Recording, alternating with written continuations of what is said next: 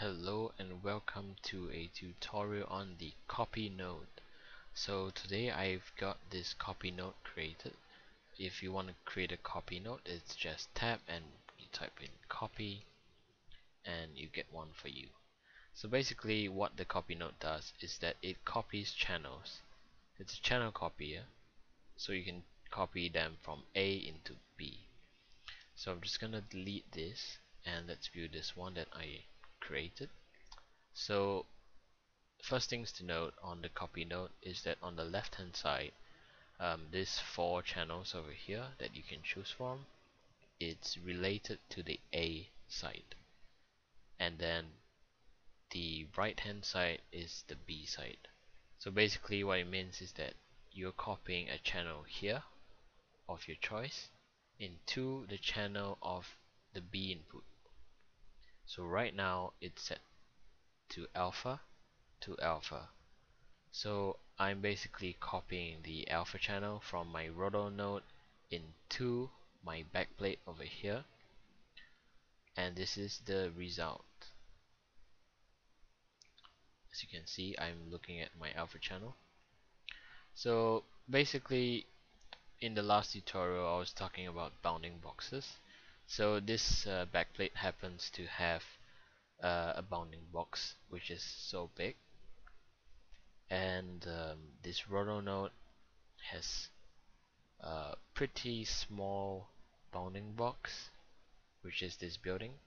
So I basically wrote out this building and I wanted to cut it out and transform it and put it over here like this.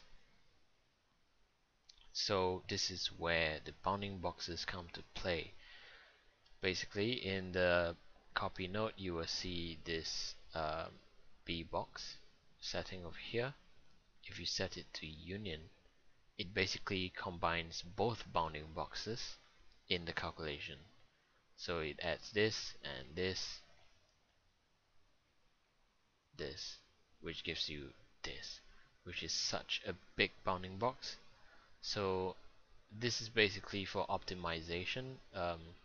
If you are having such a big bounding box and your object you want to move is only so small, what you can do in the copy node is that instead of setting this to union, you can set it to the A side, which will immediately cut down the size of the bounding box, as you can see here, union and A side. So if you set this to A, what basically happens is that it will copy the bounding box over here and use this one and put it in here. So basically it's a more optimized way of working. So what we usually use a copy node with is a premount. As you can see, once I set this to A side, you notice that everything goes funky around it, but no worries, as long you have the alpha channel set, that's good.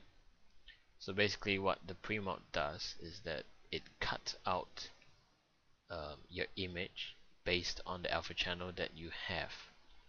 So if you view this right now, you see it's just black and your object is alone.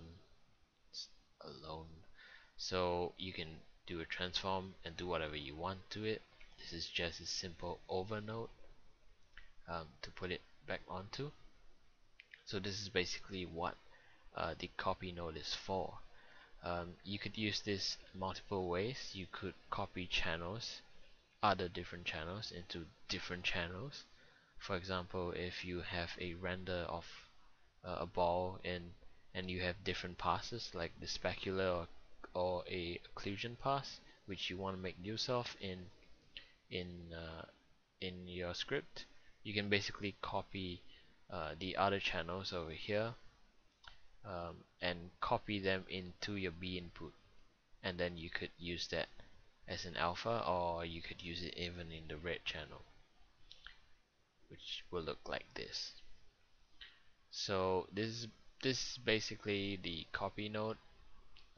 If you have any questions, you can just leave a message and I will try and respond if I have the time. because I'm quite busy lately. So this is basically the copy note. Always remember to set the bbox. Sometimes you may just want union, so just be careful of this. And usually the copy note is always used with a premod. Usually, um, especially when you're making patches. So otherwise, um, disregard what I just said. Alright, so that's it for now. Thank you.